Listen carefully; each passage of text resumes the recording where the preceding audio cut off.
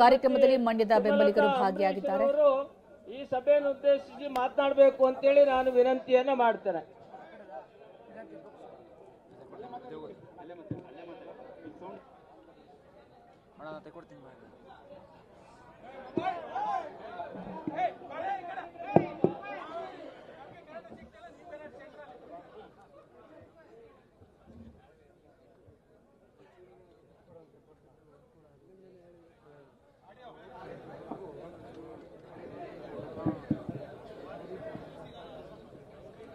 ವೇದಿಕೆ ಮೇಲಿರುವಂತಹ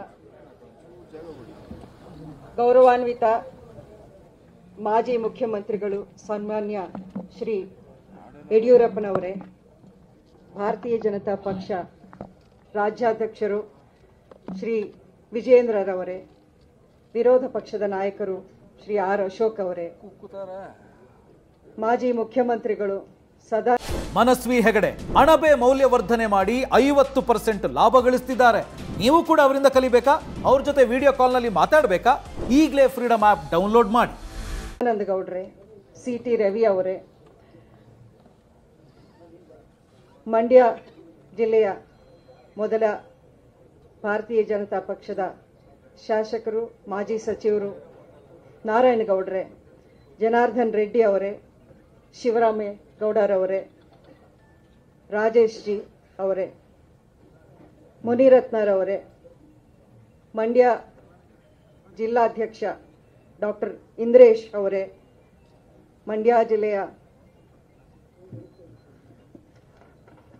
ಅಸೆಂಬ್ಲಿ ನಮ್ಮ ರಾಜ್ಯದ ಚುನಾವಣೆಯ ಇನ್ಚಾರ್ಜ್ ಆಗಿ ಬಂದಿರುವಂಥ ಗೌರವಾನ್ವಿತ ಶ್ರೀ ರಾಧಾ ಮೋಹನ್ ದಾಸ್ ಅಗರ್ವಾಲ್ಜಿ ಅವರೇ, ಮಂಡ್ಯ ಜಿಲ್ಲೆಯ ಅಸೆಂಬ್ಲಿ ಚುನಾವಣೆಯಲ್ಲಿ ಎಲೆಕ್ಷನಲ್ಲಿ ನಿಂತಂಥ ನಮ್ಮ ಅಭ್ಯರ್ಥಿಗಳು ಅಶೋಕ್ ಜಯರಾಮ್ ಹಾಗೂ ಮಂಡ್ಯ ಜಿಲ್ಲೆಯಿಂದ ನನಗೆ ಬೆಂಬಲ ಕೊಟ್ಟು ಪ್ರೀತಿಯಿಂದ ಇವತ್ತು ಮಂಡ್ಯದಿಂದ ಬಂದ ಎಲ್ಲ ನನ್ನ ಸ್ವಾಭಿಮಾನಿ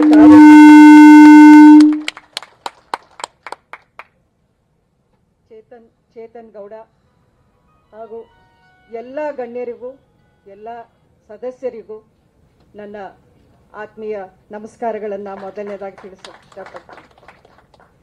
ಇವತ್ತಿನ ದಿನ ನನ್ನ ರಾಜಕೀಯ ಜೀವನದಲ್ಲಿ ಒಂದು ಮಹತ್ವ ಪಡ್ಕೊಂಡಿರುವಂಥ ಸುದಿನ ಅಂತ ನಾನು ಭಾವಿಸ್ತೀನಿ. 5 ವರ್ಷಗಳ ಹಿಂದೆ ಒಂದು ಐತಿಹಾಸಿಕ ಗೆಲುವು ನನ್ನ ಕ್ಷೇತ್ರವಾದ ಮಂಡ್ಯದಲ್ಲಿ ನನಗೆ ಸಿಕ್ಕಿತ್ತು. ಆ ಚುನಾವಣೆ, ಆ ಸಂದರ್ಭ ಅದು ನಿಜಕ್ಕೂ ಎಂದೆಂದೂ ಮರೆಯುವಂಥದ್ದಿಲ್ಲ. ಸಾಕಷ್ಟು ಶಕ್ತಿಯನ್ನು ನನ್ನ ಬೆಂಬಲಿಗರು, ಮಂಡ್ಯ ಅಂಬರೀಷ್ ಅಭಿಮಾನಿಗಳ ಒಂದು ಬಳಗ ನನ್ನ ಜೊತೆಯಲ್ಲಿ ಬೆನ್ನೆಲುಬಾಗಿ ನಿಂತು ನನಗೆ ಆವತ್ತಿನ ದಿನ ಸಹಕಾರ ಕೊಟ್ಟರು. ಜೊತೆಗೆ ಭಾರತೀಯ ಜನತಾ ಪಕ್ಷವು ನನಗೆ ಬಾಹ್ಯ ಬೆಂಬಲವನ್ನು ಕೊಟ್ಟು ಸಾಕಷ್ಟು ಶಕ್ತಿಯನ್ನು ಆವತ್ತಿನ ದಿನ ನಾನು ತುಂಬಿದೆ. ಸನ್ಮಾನ್ಯ ಪ್ರಧಾನಮಂತ್ರಿ ಶ್ರೀ ನರೇಂದ್ರ ಮೋದಿ ಅವರು 5 ವರ್ಷದ ಹಿಂದೆ ಮೈಸೂರಿಗೆ ಬಂದ ಸಂದರ್ಭದಲ್ಲಿ ಆವತ್ತಿನ ದಿನ ನಾನು ಪಕ್ಷದಲ್ಲಿ ಇರಲಿಲ್ಲ, ಒಬ್ಬ ಪಕ್ಷೇತರ ಅಭ್ಯರ್ಥಿಯಾಗಿ ನಾನು ಸ್ಪರ್ಧೆ ಮಾಡುತ್ತಿದ್ದೀನಿ. ಆದ್ರೂ ಅವರು ನನ್ನ ಪರವಾಗಿ ಮತಗಳನ್ನು ಕೇಳಿ ಸಹಕಾರವನ್ನು ಕೊಡಿ ಅಂತ ಜನರಲ್ಲಿ ಪ್ರಚಾರ ಮಾಡಿದ್ದನ್ನು ನಾನು ಎಂದೆಂದಿಗೂ ಮರೆಯುವಂಥದ್ದಿಲ್ಲ.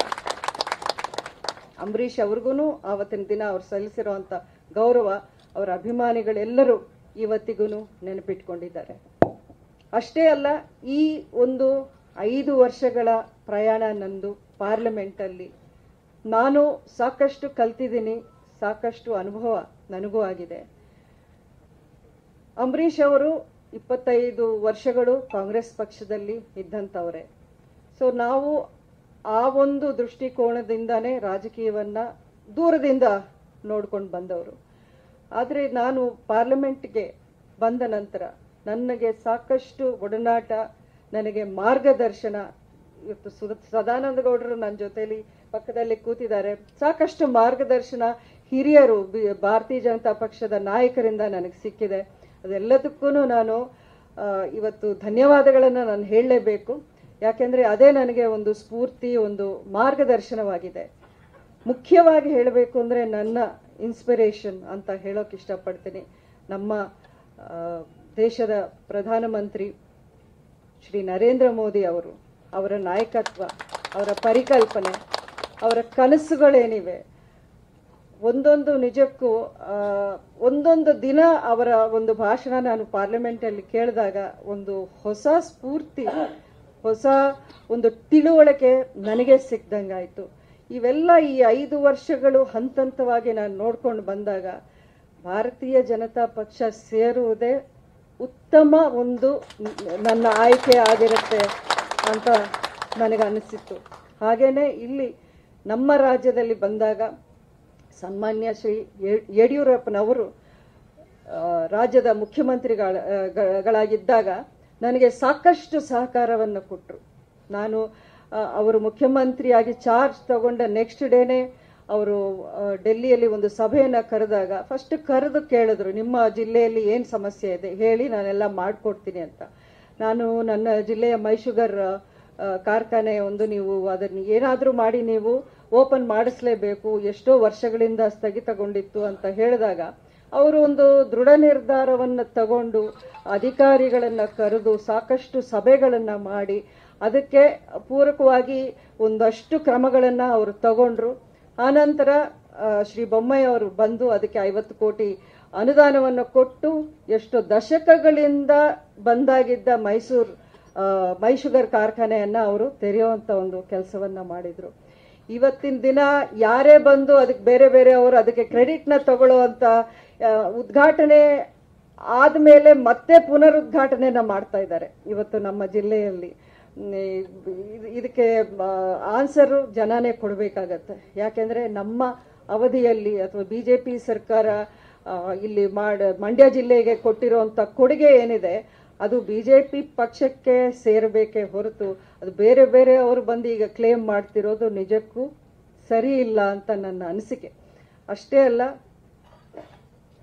ಒಂದು ನೇರವಾದ ಅಂದ್ರೆ ನುಡಿದಂತ ನಡೆಯೋ ಒಂದು ನಾಯಕತ್ವ ಅಂದ್ರೆ ಅದು ನಾನು ಕಂಡಿದ್ದು ಮೋದಿಜಿ ಅವರಲ್ಲೇನೆ. ಆ ನೇತೃತ್ವದಲ್ಲಿ ನಾವು ಈಗ ಅವರು ಹೇಳ್ತಾ ಇರೋದು ಅವರ ಕನಸು ಏನಿದೆ ಅದು 2047ಕ್ಕೆ ಅಂದ್ರೆ ಸ್ವಾತಂತ್ರ್ಯ ಪಡೆದು 100ನೇ ವರ್ಷಕ್ಕೆ ನಮ್ಮ ದೇಶವನ್ನ ಯಾವ ರೀತಿ ಅವರು ನೋಡ್ತಾ ಇದ್ದಾರೆ, ಆ ಕನಸಿಗೆ ನಾವೆಲ್ಲ ಕೈ ಜೋಡಿಸಿ ನಾವೆಲ್ಲ ಕಷ್ಟಪಟ್ಟು ನಮ್ಮ ದೇಶ ನಮ್ಮ ಸಮಾಜ ಒಳ್ಳೆ ರೀತಿಯಲ್ಲಿ ನಾವು ನಿರ್ಮಾಣ ಮಾಡಬೇಕು ಅನ್ನೋ ಒಂದೇ ಒಂದು ಆಸೆ ಇಟ್ಕೊಂಡು ನನಗೆ ನನ್ನ ಭವಿಷ್ಯದ ಬಗ್ಗೆ ಚಿಂತೆ ಇಲ್ಲ. ನೀವು ಸಾಕಷ್ಟು ಪ್ರಶ್ನೆಗಳನ್ನ ನನಗೆ ಇಷ್ಟು ತಿಂಗಳನ್ನು ನೀವು ಕೇಳ್ಕೊಂಡು ಬಂದ್ರಿ ಮಾಧ್ಯಮದವರು. ನನ್ನ ಭವಿಷ್ಯಕ್ಕಿಂತ ನನ್ನ ಜಿಲ್ಲೆ, ನನ್ನ ದೇಶ, ನನ್ನ ರಾಜ್ಯ ಇದು ನನಗೆ ಮುಖ್ಯ. ಈ ಒಂದು ಉದ್ದೇಶ ಇಟ್ಕೊಂಡು ಇವತ್ತು ನಾನು ಅಧಿಕೃತವಾಗಿ ಭಾರತೀಯ ಜನತಾ ಪಕ್ಷವನ್ನ ಸೇರೋದು ನನಗೆ ಅತ್ಯಂತ ಹೆಮ್ಮೆ ಹಾಗೂ ಸಂತೋಷದ ವಿಷಯವಾಗಿದೆ. ಮುಂದಿನ ದಿನಗಳಲ್ಲಿ ಪಕ್ಷದ ವತಿಯಿಂದ ಪಕ್ಷದ ಸದಸ್ಯರು, ಪಕ್ಷದ ಕಾರ್ಯಕರ್ತರು, ಹಿರಿಯ ನಾಯಕರು ನಿಮ್ಮೆಲ್ಲರ ಒಂದು ಸಹಕಾರ, ಆಶೀರ್ವಾದ ನನಗೆ ಇರುತ್ತೆ ಅಂತ ನಾನು ಆಶಿಸ್ತೀನಿ. ಹಾಗೆ ಮಾಧ್ಯಮದ ಮಿತ್ರರು, ನೀವು ಈ 5 ವರ್ಷಗಳ ಕಾಲ ನನಗೆ ಸಾಕಷ್ಟು ಮೀಡಿಯಾ ಸ್ಪೇಸ್ನು ಕೊಟ್ಟಿದ್ದೀರಾ. ಅದಕ್ಕೆ ನಿಮ್ಮ ಬೆಂಬಲಕ್ಕೆ ನಿಮಗೂ ನಾನು ಧನ್ಯವಾದಗಳನ್ನು ಹೇಳ್ತಾ ನನ್ನ ಮಾತನ್ನು ಮುಗಿಸ್ತೀನಿ. ಜೈ ಹಿಂದ್, ಜೈ ಕರ್ನಾಟಕ, ಜೈ ಭಾರತೀಯ ಜನತಾ ಪಕ್ಷ. ಭಾರತೀಯ ಜನತಾ ಪಕ್ಷದ ಈ ಒಂದು ಪಕ್ಷವನ್ನ ಸೇರ್ಪಡೆಗೊಂಡು ರಾಷ್ಟ್ರಕ್ಕೋಸ್ಕರವಾಗಿ ನಾನು ಈ ಪಕ್ಷವನ್ನ ನರೇಂದ್ರ ಮೋದಿ ಅವರ ನೇತೃತ್ವದಲ್ಲಿ ಇವತ್ತು ನಮ್ಮ ಪಕ್ಷವನ್ನ ಸೇರಿರುವಂತ ಎಲ್ಲ ನಾಯಕರಿಗೆ ಮತ್ತು ಸೇರ್ಪಡೆಗೆ ಕಾರ್ಯಕ್ರಮಕ್ಕೆ ಆಗಮಿಸಿರುವಂತ ನಮ್ಮ ಪಕ್ಷದ ರಾಜ್ಯ ಅಧ್ಯಕ್ಷರಿಗೆ, ವಿರೋಧ ಪಕ್ಷದ ನಾಯಕರಿಗೆ, ಮಾಜಿ ಮುಖ್ಯಮಂತ್ರಿಗಳಾಗಿರುವಂತ ಶ್ರೀಯುತ ಸದಾನಂದ ಗೌಡರವರಿಗೆ, ಸಿ.ಟಿ. ರವಿ ಅವರಿಗೆ, ಸನ್ಮಾನ್ಯ ಬಿ.ಎಸ್. ಯಡಿಯೂರಪ್ಪನವರಿಗೆ, ಇನ್ನು ವೇದಿಕೆ ಮೇಲೆ ಇರುವಂತ ಎಲ್ಲ ಜನಾರ್ದನ್ ರೆಡ್ಡಿ ಅವರಿಗೆ, ಎಲ್ರಿಗೂ ಒಟ್ಟಾಗೆ ನಾನು ಧನ್ಯವಾದಗಳನ್ನ ಸೇರಿಸ್ತಾ ಇವತ್ತು ಪಕ್ಷವನ್ನ ಸೇರ್ಪಡೆಗೊಂಡಿರುವಂತ ಎಲ್ಲರಿಗೂ ಮತ್ತೊಮ್ಮೆ ಪಕ್ಷಕ್ಕೆ ಸ್ವಾಗತವನ್ನ ಬಯಸ್ತಾ ಇದ್ದೇನೆ. ಬೋಲೋ ಭಾರತ್ ಮಾತಾ ಕಿ. ಎಲ್ಲ ಮಾಧ್ಯಮದ ಬಂಧುಗಳಿಗೂ ಧನ್ಯವಾದಗಳನ್ನ ಅರ್ಪಿಸ್ತಾ ಇದ್ದೇನೆ.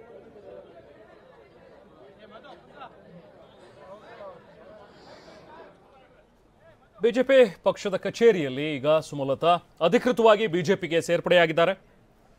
ಬಿಎಸ್ ಯಡಿಯೂರಪ್ಪ ಅವರ ಸಮ್ಮುಖದಲ್ಲಿ ಇವತ್ತು ಪಕ್ಷಕ್ಕೆ ಸೇರ್ಪಡೆಯಾದಂತಹ ಸುಮಲತಾ ಅವರನ್ನ ಆತ್ಮೀಯವಾಗಿ ಈಗ ಪಕ್ಷದಲ್ಲಿ ಮುಖಂಡರು ಕೂಡ ಬರಮಾಡಿಕೊಂಡಿದ್ದಾರೆ. ಈ ಸಂದರ್ಭದಲ್ಲಿ ಮಾಜಿ ಮುಖ್ಯಮಂತ್ರಿ ಸದಾನಂದ ಗೌಡರು ಕೂಡ ಉಪಸ್ಥಿತರಿದ್ದರು. ಇನ್ನುಳಿದ ಇತರೆ ಮುಖಂಡರು ಕೂಡ ಜೊತೆಯಲ್ಲಿದ್ದಾರೆ. ಸುಮಲತಾ ಅವರಿಗೆ ಪಕ್ಷದ ಬಾವುಟವನ್ನು ನೀಡುವ ಮೂಲಕ ಬಿಜೆಪಿ ರಾಜ್ಯಾಧ್ಯಕ್ಷರು ಅಧಿಕೃತವಾಗಿ ಸುಮಲತಾ ಅವರನ್ನ ಬಿಜೆಪಿ ಪಕ್ಷಕ್ಕೆ ಸೇರ್ಪಡೆ ಮಾಡ್ಕೊಂಡಿದ್ದಾರೆ. ಈ ಸಂದರ್ಭದಲ್ಲಿ ರಾಕ್ಲೈನ್ ವೆಂಕಟೇಶ್ ಜೊತೆಗೆ ಅಭಿಷೇಕ್ ಅಂಬರೀಶ್ ಅವರು ಕೂಡ ಅಲ್ಲೇ ಜೊತೆಯಲ್ಲಿದ್ದಾರೆ. ಸುಮಲತಾ ಅವರು ಮಾತನಾಡ್ತಾ ಹೇಳ್ತಾ ಹೋದ್ರು, ನರೇಂದ್ರ ಮೋದಿ ಅವರನ್ನ ಮತ್ತೊಮ್ಮೆ ಗೆಲ್ಲಿಸಬೇಕು, ಮತ್ತೊಮ್ಮೆ ಅವರ ಕೈ ಬಲಪಡಿಸಬೇಕು. ಆ ಒಂದು ನಿಟ್ಟಿನಲ್ಲಿ ನಾನು ಬಿಜೆಪಿ ಸೇರ್ಪಡೆ ಮಾಡಿದ್ದೀನಿ. ವರಿಷ್ಠರು ಏನೇ ಕೆಲಸಗಳನ್ನು ಹೇಳಿದ್ರು ಕೂಡ ನಾನು ಅದನ್ನು ನಿಭಾಯಿಸ್ತೀನಿ, ಯಾವುದೇ ಜವಾಬ್ದಾರಿ ಕೊಟ್ಟರು ಕೂಡ ನಾನು ನಿಭಾಯಿಸ್ತೀನಿ ಅನ್ನುವಂಥ ಒಂದು ವಿಶ್ವಾಸವನ್ನು ಕೂಡ ವ್ಯಕ್ತಪಡಿಸಿದ್ದಾರೆ. ಇವತ್ತಿನಿಂದ ನನ್ನ ಒಂದು ಹೊಸ ಅಧ್ಯಾಯ ಆರಂಭವಾಗಿದೆ, ಆದರೆ ನಾನು ಯಾವತ್ತಿಗೂ ಕೂಡ ಮಂಡ್ಯದವರೇ ನನ್ನ ಹೈಕಮಾಂಡ್ ಅನ್ನುವ ಮಾತುಗಳನ್ನು ಕೂಡ ಸುಮಲತಾ ಅವರು ವ್ಯಕ್ತಪಡಿಸಿದ್ದಾರೆ. ಬೊಮ್ಮಾಯಿ ಅವರು ಮುಖ್ಯಮಂತ್ರಿಗಳಾಗಿದ್ದಾಗ ಅಥವಾ ಯಡಿಯೂರಪ್ಪ ಅವರು ಮುಖ್ಯಮಂತ್ರಿಗಳಾಗಿದ್ದಾಗ ಪ್ರತಿ ಹಂತದಲ್ಲೂ ಕೂಡ ನನಗೆ ತುಂಬಾ ಸಹಕಾರವನ್ನು ನೀಡಿದರು. ನನ್ನ ಮಂಡ್ಯ ಕ್ಷೇತ್ರದ ಅಭಿವೃದ್ಧಿಗೆ ಅವರು ಸಾಕಷ್ಟು ಅನುದಾನವನ್ನು ಕೊಟ್ಟು ಸಾಕಷ್ಟು ನಮಗೆ ಸಹಕಾರವನ್ನು ನೀಡಿದ್ದಾರೆ.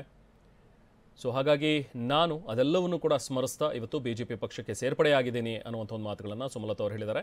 ಹಾಗೆ ಇದೇ ಸಂದರ್ಭದಲ್ಲಿ ಮಾಜಿ ಕ್ರಿಕೆಟಿಗ ದೊಡ್ಡ ಗಣೇಶ್ ಕೂಡ ಬಿಜೆಪಿ ಸೇರ್ಪಡೆಯಾಗಿದ್ದಾರೆ. ಸನ್ಮಾನ್ಯ ಪ್ರಧಾನಮಂತ್ರಿ ಶ್ರೀ ನರೇಂದ್ರ ಮೋದಿ ಅವರು 5 ವರ್ಷದ ಹಿಂದೆ ಮೈಸೂರಿಗೆ ಬಂದ ಸಂದರ್ಭದಲ್ಲಿ ಆವತ್ತಿನ ದಿನ ನಾನು ಪಕ್ಷದಲ್ಲಿ ಇರಲಿಲ್ಲ, ಒಬ್ಬ ಪಕ್ಷೇತರ ಅಭ್ಯರ್ಥಿಯಾಗಿ ನಾನು ಸ್ಪರ್ಧೆ ಮಾಡುತ್ತಿದ್ದೀನಿ. ಆದ್ರೂ ಅವರು ನನ್ನ ಪರವಾಗಿ ಮತಗಳನ್ನು ಕೇಳಿ ಸಹಕಾರವನ್ನು ಕೊಡಿ ಅಂತ ಜನರಲ್ಲಿ ಪ್ರಚಾರ ಮಾಡಿದ್ದನ್ನು ನಾನು ಎಂದೆಂದಿಗೂ ಮರೆಯುವಂಥದ್ದಿಲ್ಲ. ಅಂಬರೀಶ್ ಸುಮಲತಾ ಅವರು ಇವಾಗ ಅಧಿಕೃತವಾಗಿ ಬಿಜೆಪಿ ಸೇರ್ಪಡೆಯಾಗಿದ್ದಾರೆ.